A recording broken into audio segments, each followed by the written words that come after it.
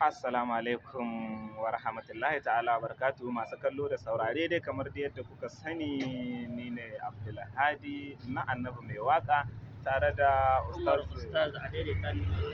ko kuma da gobar TV. YouTube kenan channel insha Allah. To alhamdulillah yau ma kamar yadda muka saba duk shekara insha Allah za mu yi tunatarwa akan tahajjud cewa da qiyamul laili insha Allah. Ustaz wani dan jan kunne da dan karin bayani za a ga iyayen yara da kuma su yaran A gulguje sai dai ga iyayen yara dan su yara ka san al'amuran sai a hankali. na'am Kamar dai yadda muka saba duk shekara insha Allah ta'ala muna faɗakar da iyaye da kuma waliyai akan zuwa qiyamul laili yan mata to bana abin ya canza. Za mu ba da shawara na farko yarinyar da ta qiyamul laili kar ta da waya salula kar ta da waya a amshi wayarta. Kuma na biyu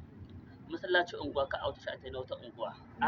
a tsaya masallacin kusa da gida a yi qiyamul laili. Na'am za ka ga wasu sai sun yi tafiya mai nisa ga masallatai 3 ko 4 ana yi a anguwansu amma dai sai su ƙetare su tafi nesa. Mafi yawanci ma yanzu masallatai ana yi. Ka a bar na unguwa fatan da ake da Allah karba to Allah ya karba.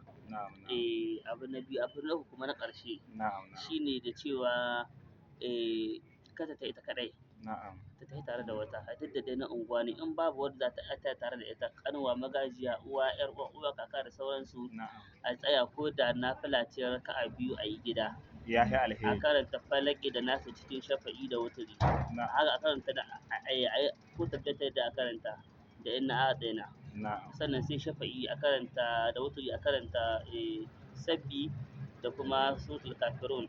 ya mulle da karanta qul huwallahu qul a'udhu zai guda 2 ayi addu'a ya isa ya isa saboda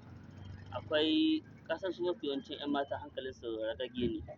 na shugaban jawarawa ke cewa sai ka shekara 20 kana mai yarinya tarbiyya